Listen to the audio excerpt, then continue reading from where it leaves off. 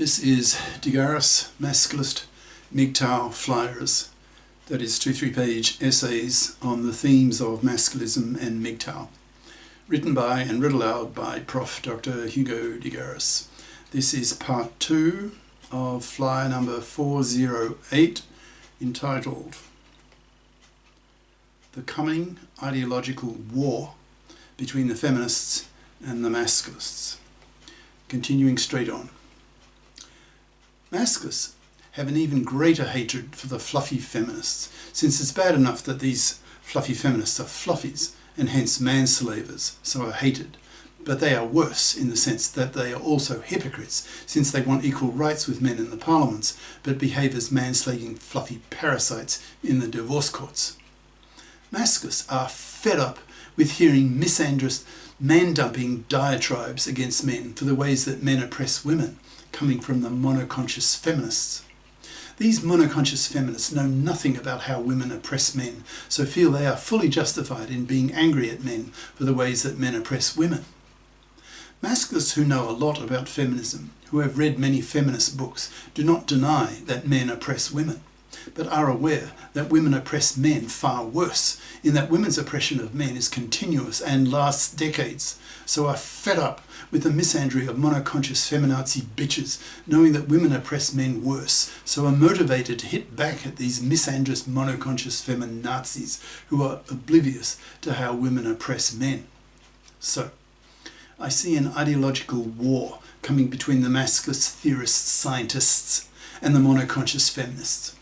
When the masculist scientists start seriously challenging the claims of the feminists will feel profoundly threatened by these masculist theorists, these masculist scientists, so will double their levels of misandry, reacting hysterically to the passionate, well-scientifically reasoned arguments of the masculist scientists. These monoconscious feminists will feel they have every right to be angry at men, since they are well informed from their studies of feminism that men oppress women. For example, rape, men's condescension of women, men's historical blocking of equal opportunities to vote, to enter the professions equally with men, etc. Masculists don't deny these arguments of the feminists, but do claim that gender oppression is, in capital letters, not a one-way street.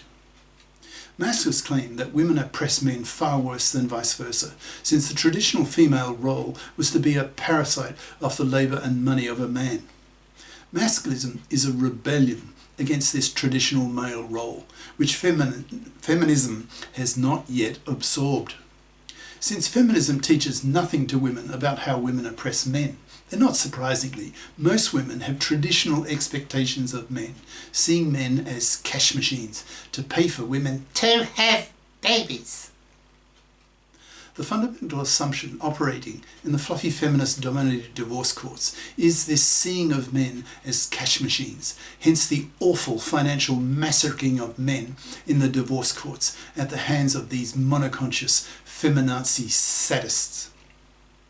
These fluffy feminists have now become indirect genociders, since they have made divorce so toxic for men that marriage is seen by most young men now as a horror show to be avoided at all costs. So young women now are panicking, since they are finding with increasing frequency that the quality young men they really want to mate with, to obtain the superior DNA from superior men for their kids, refuse to give them their sperm. So these young women are being regularly pumped and dumped, but not babied up. The masculists are telling these young women that if they want to become mothers, then it is in the self-interest of these young babyless women to vote with men for the men-fairing of the gender laws, especially in the divorce courts, where custody of kids needs to be made joint by default. Alimony needs to be thrown out. The original owner of the house gets to keep it, and women are expected by the divorce courts and society to be FIPs, so that they pull their own financial weight and not expect to be able to parasite off the money and labour of a man. The masculists are pushing for the legislation of the para, that's paternity rejection right, the absence of which is the greatest form of sexual discrimination that exists, and it's not against women, but against men. Women have the mara, but men don't have the para. What is more sexually blatantly discriminatory than this? The legislation of the para will force, in capital letters, women to grow up, to fib up, to take responsibility for their own lives and not expect to parasite off the money of a man. Millions of women are terrified of the masculist idea of the para, since for most of their lives they have seen men as the saviours of women's financial existential fears of being poor and homeless. Masculists have a real contempt for fluffies and aim to wipe them out by totally ignoring them, not even pumping and dumping them. Similarly with fluffy feminists, who are even more hated. Through the course of 2021, it's likely that the Masculists will start attacking the public misandry of the feminazis, haranguing them in public, when these fluffy feminists lash out at how men oppress women, by hurling back at them how women oppress men, and attacking these monoconscious feminazis for being monoconscious, and hence misandrous, and hence hypocritical. Masculist scientists will be able to do this far more effectively than the average masculist, who does not have the scientific and mathematical knowledge to utterly destroy many of the core claims of the feminists. Feminism is a mixed bag to masculist scientists. Some of the claims of the feminists are not contested by the masculists. For example, the horror of rape, of undesired sexual attention. For example, sexual harassment of women at the workplace by men.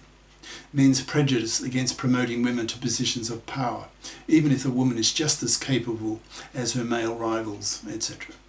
However, there are many claims of the feminists that do not stand up to scientific scrutiny, coming from the masculist scientists, that need to be demolished so that the deep misandry of the feminazis can be effectively combated. One of the major aims of the third wave feminists is the removal of the patriarchy, that is, general male dominance of society, so that women in the future will occupy half of the positions of real power in society, for example, in the parliaments, in the company boardrooms, etc. Masculist theorists, masculist scientists want women to pull their weight financially, so agree with the above aims of the third wave feminists. Giving women equal power with men is seen by the masculists as an essential prerequisite for the effective fipping of women that the masculists emphasise so strongly. But, and there is a but, and that is traditional male condescension of men for women has some scientific basis. Feminists need to be taught by the masculists that for elite males, their traditional sneering at the intellectual inferiorities of women has a real scientific basis, so that women need to understand why elite men are so condescending of women, and why the patriarchy will not go away, since it is largely genetically determined and, ironically, largely a side effect of women's hypergamy, that is, the female instinct to mate up, that is, with superior men, so that a woman can obtain the superior DNA from a superior man for her kids, so that her kids have superior DNA than the mothers, which is obviously good for the species, so was inherited, and all women have it. Why are men taller than women? Why are men bigger, stronger, fiercer, and smarter than women? Because women had been sexually selecting men who were taller, bigger, stronger, fiercer, and smarter than women for thousands of generations. It is women who have always had monopoly control of reproduction, because it is the woman who decides which man gets to ejaculate in her to make her pregnant. It was in women's self-interest to sexually select men who were taller, bigger, stronger, fiercer, and smarter than her, since taller, bigger, stronger, fiercer men were better able to protect her against other men who were taller, bigger, stronger, fiercer than she was, especially when those men were warriors of enemy tribes. Women sexually selected men who were smarter than themselves, since smarter men made better hunters and hence were more sexually exploitable by women. Women evolved to be prostitutes to men, better able to bribe men with sex, so that men could be more easily bribed by sexploiting women to give women their scarce male-hunted meat, especially in times of starvation, when death was just one missed meal away. Thus, men are smarter than women on average by 4 IQ points, as shown by modern research. If this is news to you, Google it, YouTube it, and you will see that it's true. Women have 10% smaller brains than men, so have 10 billion fewer neurons than men, so have 10% less neural processing capacity than men. So it's not surprising that women don't build anything, invent anything, create anything. Women have always been parasites of men because women could not hunt, could not plough, could not go to war, so was seen by men as being rather useless, only to be tolerated by men due to women's 2 traditional monopolies of vagina and womb. Men have to be nice to women, otherwise women will not give access to her vagina to a man who is not nice to her. Men have always had to take care of their women, since if they didn't, then there would be no next generation and the tribe would die out. But these 2 traditional monopolies that women have always had are soon to be superseded by male invention of the sex bots and art wombs.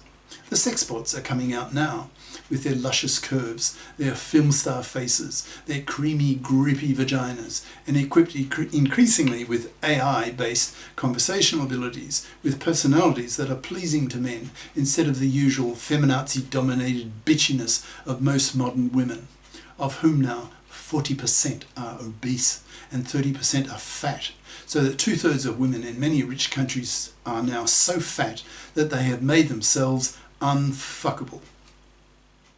They have so many layers of fat around their stomachs that a man seeing such a woman naked could not even see her cunt. Such women are so sexually repulsive to men that men ignore such women entirely, which explains why so many millions of women are now deeply unhappy, because they are forced to rot on the shelf, manless and hence loveless, sexless, babyless, and spat at for being sexually repulsive to men.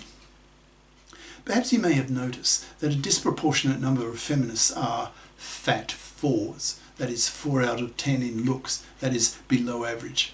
The suspicion is that these fat 4 feminists are using feminism as a form of revenge against men, because men reject them because they are fat 4s. Instead of making the effort to count calories, these fat 4 feminists continue to stuff their fat faces with food, making them spherical and hence sexually repulsive. Men have their sexual standards and will not tolerate obese feminazis trying to brainwash men that fat is beautiful. No, it's not. It's sexually repulsive. Those women who give men the finger when it comes to not bothering to stay slim pay a heavy price. They are unable to attract the sexual attention of quality men who reject them in 1/10 of a second with one glance at their rolls of fat. These obese women will have their life expectancies reduced by over a decade.